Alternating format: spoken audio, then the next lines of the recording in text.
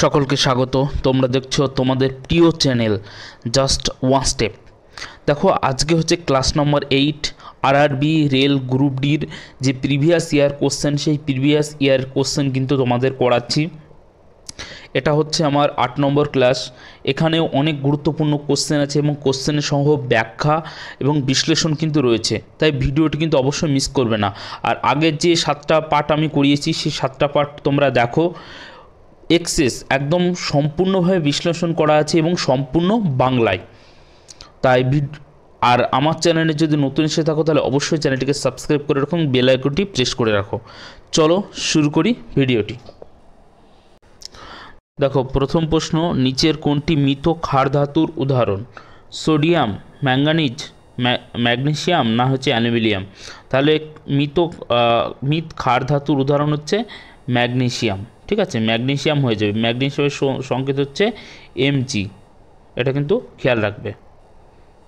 দেখো, নীতি, NITI, নীতির ফুল ফর্ম কি? মানে নীতি আয়োগের ফুল ফর্ম কি? নীতি আয়োগের ফুল ফর্ম হচ্ছে national institution for transforming India. এটা তোমাদের ইংরেজিতেও আসতে পারে, national institution for transforming India. এটি কবে স্থাপিত হয়? 1 জানুয়ারি 2015 সালে কিন্তু স্থাপিত হয়। তাহলে এটা কিন্তু অবশ্যই মাথায় খেয়াল রাখবে যে কবে স্থাপিত হয়। 1 জানুয়ারি 2015 সালে কিন্তু স্থাপিত হয়। এটি পূর্বে কী নামে পরিচিত ছিল? পূর্বে হচ্ছে প্ল্যানিং কমিশন বা হচ্ছে পরিকল্পনা কমিশন নামে কিন্তু পরিচিত ছিল। এর চেয়ারপারসন কে? ঠিক আছে, এর চেয়ারপারসন হচ্ছে প্রধানমন্ত্রী, অর্থাৎ যে নীতি আয়োগের চেয়ারপারসনকে প্রধানমন্ত্রী। তারপর দেখো, একটা দারুণ কোশ্চেন, 3 নম্বর কোশ্চেন, ভারতীয় 2000 টাকা নোটে অঙ্কন করা মঙ্গলযানটি কি দর্শায়? অর্থাৎ কি বলে, মানে দেখে কি বোঝানো যায়? এটা ভারতের প্রযুক্তিগত উন্নয়ন, না ভারতীয় মহাকাশযান শক্তি, না ভারতের মহাকাশে ভারতের আন্তঃগ্রহ প্রথম অভিযান, না ভারতের আর্থিক উন্নতি? তাহলে এটার কিন্তু উত্তর হয়ে যাবে, দেখো, মহাকাশে ভারতের আন্তঃগ্রহ প্রথম অভিযান। ঠিক আছে, এই 2000 টাকার নোটে যে মঙ্গলযানের ছবি আছে সেটা হচ্ছে কি? মহাকাশে ভারতের আন্তঃগ্রহ প্রথম অভিযান। তাছাড়া গুরুত্বপূর্ণ পয়েন্ট দেখো, দেখে নেব যে মঙ্গলায়ন বা হচ্ছে মার্স অরবিটার মিশন, মম। ঠিক আছে, পরীক্ষায় তোমাদের আসতে পারে যে মম হচ্ছে কিসের সাথে সম্পর্কিত? সেটা হচ্ছে মঙ্গল গ্রহের সাথে সম্পর্কিত, যেটা হচ্ছে ভারতের হচ্ছে মঙ্গল অভিযান। তারপর দেখো, মঙ্গলায়ন হলো ভারতের প্রথম আন্তঃগ্রহীয় মহাকাশ মিশন, যেটি ইসরো দ্বারা পরিচালিত। তাহলে ইসরো দ্বারা পরিচালিত। ঠিক আছে, ইন্ডিয়ান স্পেস রিসার্চ অর্গানাইজেশন পুরো নাম। ঠিক আছে, এটি কত সালে উৎক্ষেপণ করা হয়েছিল? মানে মঙ্গলযানটা 2013 সালে কিন্তু উৎক্ষেপণ করা হয়েছিল। ঠিক আছে, সফলভাবে মঙ্গল গ্রহের কক্ষপথে প্রবেশ করেছিল। এবার দেখো, 2000 টাকার নোটের পিছনে যেরকম মঙ্গলযানের ছবি আছে, এরকম কিন্তু বিভিন্ন নোট, নতুন নোট বেরিয়েছে, 10 টাকা, 20 টাকা, 500 টাকা, 200 টাকা। সেই সমস্ত নোটের পিছনে কোন কোন ছবি আছে এইখান থেকে কিন্তু কোশ্চেন আসবেই। এই মাত্র 4-5টা পয়েন্ট থেকে কিন্তু কোশ্চেন আসবে, আর তোমরা কিন্তু অবশ্যই নোট ডাউন করো। দেখো, 10 টাকার নোট, 10 টাকার নোটে কিসের ছবি আছে? সানরাইজ মানে হচ্ছে সূর্যোদয়, এর পটভূমিতে একটি ধানক্ষেত ও গবাদি পশু সহ গ্রামীণ দৃশ্য কিন্তু রয়েছে 10 টাকায়। 20 টাকার নোটে কী আছে? ইলোরা গুহা। ইলোরা গুহা কোথায় অবস্থিত? মহারাষ্ট্রে অবস্থিত। তারপরে দেখো, 50 টাকার নোট, 50 টাকার নোটের পিছনে সবগুলোই ছবি আছে কিন্তু পিছনে, সেটা হচ্ছে কি? হাম্পি কোথায় অবস্থিত? কর্ণাটকের এক ঐতিহাসিক স্থান। বিজয়নগর রাজ্যের রাজধানী কিন্তু হাম্পি ছিল। তাহলে বিজয়নগর রাজ্যের রাজধানী কী ছিল? হাম্পি। এই হাম্পি কোথায়, হাম্পির ছবি কোথায় দেখা যায়? 50 টাকার নোটে। তারপরে দেখো, 100 টাকার নোটে কি দেখা যায়? রানী কি ভাব, এটা হচ্ছে গুজরাটে অবস্থিত একটি ঐতিহাসিক ধাতব কূপ। ঠিক আছে, ধাপকূপ। এবার যে রানী কি ভাব, এটা হচ্ছে কিসের জন্য উল্লেখযোগ্য? এটা হচ্ছে জলের সংরক্ষণে ভারতের প্রাচীন প্রযুক্তির নিদর্শন ও হচ্ছে স্থাপত্য শৈলী। এই রানী কি ভাব কোথায় অবস্থিত? গুজরাট রাজ্যে। তারপর হচ্ছে 200 টাকার নোট। 200 টাকার নোটে কি সাঁচি স্তূপ, সাঁচি স্তূপ ছবি থাকে কিন্তু 200 টাকা নোটে। এই সাঁচি স্তূপ কোথায় অবস্থিত? মধ্যপ্রদেশে অবস্থিত। সাঁচি স্তূপের তাৎপর্য কি? দেখো, বৌদ্ধ ধর্ম ও ভারতের প্রাচীন ঐতিহ্যর গুরুত্বপূর্ণ কিন্তু নিদর্শন। তাহলে এইগুলো কিন্তু নোট ডাউন করো। সাঁচি স্তূপ কোথায় অবস্থিত, ঠিক আছে, রানী কি ভাব কোন রাজ্যে অবস্থিত, এইগুলোই তোমরা কিন্তু নোট ডাউন করো। তারপরে দেখো 500 টাকার নোট। 500 টাকার নোটে হচ্ছে রেড ফোর্ট, মানে হচ্ছে লাল কেল্লা। লাল কেল্লা কোথায় অবস্থিত? দিল্লিতে অবস্থিত। তাৎপর্য কি? ভারতের ঐতিহাসিক ও রাজনৈতিক গুরুত্ব। এখান থেকেই প্রতি বছর স্বাধীনতা দিবসে কিন্তু প্রধানমন্ত্রী ভাষণ দেন। তাহলে বুঝতে পারছো? তাহলে লাল কেল্লা। আর লাল কেল্লা কে তৈরি করেছিল? লাল কেল্লা তৈরি করেছিল মুঘল সম্রাট শাহজাহান। পরের কোশ্চেন দেখো যে বংশগতিতে কোন বৈশিষ্ট্য বিদ্যমান এবং স্পষ্টত প্রক্রিয়মান। ঠিক আছে, মানে বংশগতিতে কোন চরিত্রটা বা কোন বৈশিষ্ট্য কিন্তু প্রস্ফুটিত হয়, মানে চোখে দেখা যায় যেটা, সেটা হচ্ছে প্রকট, প্রচ্ছন্ন, প্রচ্ছদ না প্রগতি। এটার কিন্তু উত্তর হয়ে যাবে প্রকট। প্রকট হচ্ছে সঠিক অ্যান্সার। উদাহরণস্বরূপ কিছু কিন্তু প্রচ্ছদ ও প্রকৃতমানের বৈশিষ্ট্যর উদাহরণ দিয়ে দিচ্ছি। দেখো, প্রথম হচ্ছে চোখের রং, যেমন কালো, বাদামি এবং হচ্ছে নীলচে। তাহলে এটা কিন্তু প্রকটের কিন্তু উদাহরণ। তারপর হচ্ছে চুলের গঠন হচ্ছে রং, যেরকম হচ্ছে কোকড়ানো চুল, সোজা চুল, কালো, বাদামি ইত্যাদি। ত্বকের রং, গায়ের রঙের প্রকৃতি। ঠিক আছে, যে বাবা মার যদি গায়ের রং যেমন হয় সন্তানের কিন্তু সেরকম হওয়ার সম্ভাবনা, সেরকম চুল এবং চোখ এরকম হওয়ার কিন্তু খুবই সম্ভাবনা রয়েছে। তারপর উচ্চতা, বাবা মার লম্বা হলে কিন্তু সন্তানও হচ্ছে লম্বা হওয়ার কিন্তু সম্ভাবনা বেশি থাকে। তাহলে মুখমণ্ডলের গঠন, যেমন নাকের আকার, ঠোঁট এবং কপালের গঠন এইগুলো। রক্তের গ্রুপ, এটি একেবারে বংশগত এবং হচ্ছে নির্দিষ্ট, এটা হচ্ছে এই রক্তের গ্রুপ।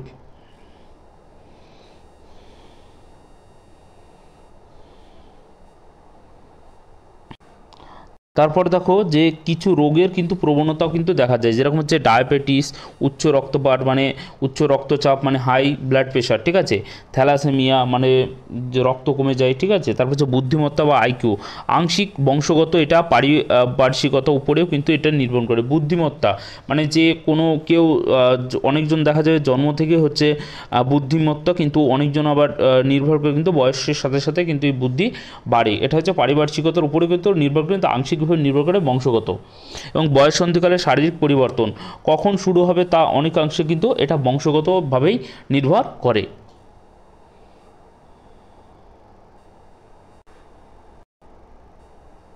তারপরে দেখো বিশুদ্ধ জলের গাঢ়ত্ব, এটা কৃষি মানে কোনটি হবে? অপশন চারটের মধ্যে দেখো ওইস আয়ন বেশি থাকে, ওইস minus ion, H plus ion বেশি থাকে, না ওইস আয়ন এবং এইচ প্লাস আয়ন সমান থাকে, না হচ্ছে দুটোই হচ্ছে সমান থাকে না। তাহলে উত্তর হয়ে যাবে কিন্তু দুটোই কিন্তু সমান থাকে, অর্থাৎ বিশুদ্ধ জলে কিন্তু এইচ প্লাস আয়ন এবং হচ্ছে ওইস আয়ন এই দুটো কিন্তু একদম সমান থাকে। তারপর দেখো ব্রোঞ্জ হলো কি? ধাতুকল্প, অধাতু না সংকর ধাতু? তাহলে হচ্ছে ব্রোঞ্জ হচ্ছে একটা সংকর ধাতু। ব্রোঞ্জ হলো তামা এবং টিনের একটি মিশ্রণ। তাহলে কিসের? এটা কিন্তু অনেকবার পরীক্ষায় আসে, সেটা হচ্ছে তামা এবং টিনের হচ্ছে মিশ্রণ হচ্ছে কিন্তু ব্রোঞ্জ। এটা হচ্ছে 88% তামা থাকে এবং 12% কিন্তু টিন থাকে। তাহলে কত পার্সেন্ট? 88% হচ্ছে তামা থাকে, আর হচ্ছে 12% মানে 12% কিন্তু টিন থাকে। তারপরে দেখো যে বিশ্বের দ্বিতীয় বৃহত্তম গম্বুজ, সেটা হচ্ছে কি গোল গম্বুজ কোথায় অবস্থিত? তাহলে পরীক্ষা তোমাদের আসতেই পারে যে বিশ্বের মানে পৃথিবীর দ্বিতীয় বৃহত্তম গম্বুজের নাম কি? সেটা হচ্ছে গোল গম্বুজ। কিন্তু তোমাদের দিয়েছে যে কোথায় অবস্থিত, উত্তরপ্রদেশে, দিল্লিতে, সুরাট না বিজাপুর? তাহলে বিজাপুরে কিন্তু অবস্থিত কিন্তু এই গোল গম্বুজ। তারপরে দেখো বিশ্বের দ্বিতীয় বৃহত্তম গোল গম্বুজ অবস্থিত ভারতের কর্ণাটক রাজ্যের বিজাপুর, বর্তমানে হচ্ছে বিজয়পুর। অর্থাৎ তখন নাম ছিল, প্রাচীনকালে নাম ছিল হচ্ছে বিজাপুর, কিন্তু বর্তমানে নাম হচ্ছে কিন্তু বিজয়পুর, এটা কিন্তু খেয়াল রাখবে। নির্মাণ কাল সমাপ্ত হয় মানে শেষ হয়েছিল 1656 সালে কিন্তু সমাপ্ত হয়েছিল। কে নির্মাণ করেছিলেন? খুব ইম্পর্টেন্ট, এটা নির্মাণ করেছিলেন হচ্ছে মোহাম্মদ আদিল শাহ, ঠিক আছে। ইনি হচ্ছেন বিজাপুরের আদিল শাহী বংশের কিন্তু সপ্তম শাসক ছিলেন। তারপর দেখো বিশ্বের বৃহত্তম গম্বুজ, তাহলে আমরা তো দেখলাম যে গোল গম্বুজ হচ্ছে বিশ্বের বা পৃথিবীর হচ্ছে দ্বিতীয় গোল গম্বুজ, তাহলে বিশ্বের বৃহত্তম গোল গম্বুজ সেটা কোথায় আছে? দেখো প্রথম স্থানে রয়েছে সেন্ট পিটার্স বাসিলিকা, ঠিক আছে, এটা কোথায় অবস্থিত? ভ্যাটিকান সিটিতে কিন্তু অবস্থিত। তাহলে ভ্যাটিকান সিটি মানে পৃথিবীর ভিতরে সবথেকে ক্ষুদ্রতম ছোট দেশ হচ্ছে এই ভ্যাটিকান সিটি। ভ্যাটিকান সিটিকে কী বলা হয়? পোপের শহর, ঠিক আছে। তাহলে এখান থেকে তোমাদের অনেকগুলো কোশ্চেন কিন্তু আমি বলে দিলাম। তারপরে দেখো কোন দুটি হলো কোষ? উদ্ভিদের যে চারটে আছে, জাইলেম, ফ্লোয়েম, ঠিক আছে, কোলেনকাইমা হচ্ছে স্ক্যালেনকাইমা, এই চারটের মধ্যে যে দুটি কোষ আছে, ধরো কোষ দুটি কোনটি?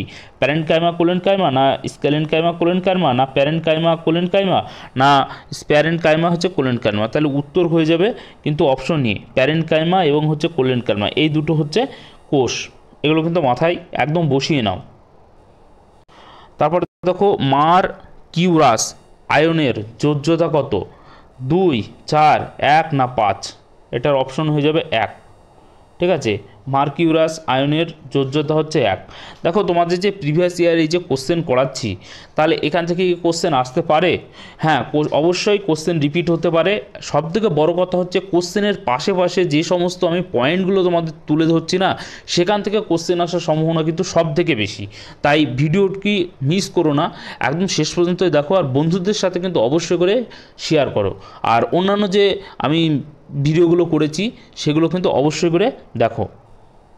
তারপরে দেখো তরল অবস্থা থেকে একটি বস্তুর গ্যাসীয় অবস্থা পরিবর্তনকে কি বলে? বাষ্পীভবন, ঘনীভবন, আয়নীকরণ না আম্লীয়করণ? সেটা কি বলে? সেটা বলে হচ্ছে বাষ্পীভবন, ঠিক আছে। তরল অবস্থা থেকে একটি বস্তুর গ্যাসীয় অবস্থা পরিবর্তনকে বলা হয় বাষ্পীভবন। তারপরে দেখো বিখ্যাত ফুটবল খেলোয়াড় মারাদোনা কোন দেশের অধিবাসী ছিলেন? ইতালি, আর্জেন্টিনা, ব্রাজিল না ফ্রান্স? তোমরা অবশ্যই জানো যে হচ্ছে ফুটবল খেলোয়াড় মারাদোনা তিনি ছিলেন আর্জেন্টিনার অধিবাসী, মানে তিনি আর্জেন্টিনা হয়ে কিন্তু তিনি খেলতেন। এবার দেখো কিছু তথ্য মারাদোনা সম্পর্কে। দেখো মারাদোনার পুরো নাম হচ্ছে দিয়েগো আর্মান্দো মারাদোনা, ঠিক আছে। জন্ম কত সালে? দেখো জন্ম কিন্তু হচ্ছে 30শে অক্টোবর 1960 সালে জন্মগ্রহণ করেছিলেন। মৃত্যু 25শে নভেম্বর 2020 সালে। দেশ আর্জেন্টিনা, অর্থাৎ তিনি আর্জেন্টিনা হয়ে খেলতেন। পজিশন, তিনি কিন্তু ফুটবল খেলোয়াড় ছিলেন। তিনি কোন পজিশনে তিনি খেলতেন? অ্যাটাকিং পজিশনে খেলতেন। কোথায়? মিডফিল্ডারে বা হচ্ছে ফরওয়ার্ড হিসেবে তিনি খেলতেন। বিশ্বকাপ, অর্থাৎ বিশ্বকাপ পেয়েছিলেন কত সালে? 1986 সালে। আর্জেন্টিনাকে তিনি কিন্তু বিশ্বকাপ জয়ী করেন কত সালে? 1986 সালে। তারপরে কোশ্চেন দেখো পর্যায় সারণীর প্রথম ধাতুকল্প কোনটি? এস মানে arsenic, B boron, C calcium, না হচ্ছে এসআই সিলিকন? সেটা হচ্ছে বোরন। পর্যায় সারণীর প্রথম ধাতুকল্প হচ্ছে বোরন। বোরনকে সংকেত চিহ্ন হচ্ছে কি? বি। তারপরে দেখো যে একটি অণু গঠনে ব্যবহৃত পরমাণুর সংখ্যাকে কি বলে? মোলারিটি বলে, পারমাণবিকতা বলে, নর্মালিটি বলে, আণবিকতা বলে?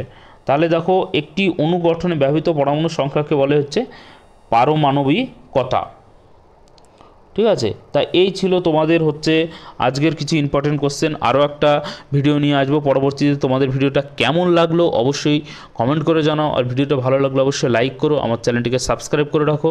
সবাই ভালো থাকবে, সবাই ভালো করে প্রিপারেশন নাও। আরআরবি যে গ্রুপ ডি আমাদের পেতেই হবে। আমি তোমাদের সাথে আছি। তোমাদের ক্লাসটা কেমন লাগছে বন্ধুদের সাথে শেয়ার করো। অবশ্যই ভালো থাকবে, ভালো করে পড়াশোনা করো। জয় হিন্দ, জয় ভারত।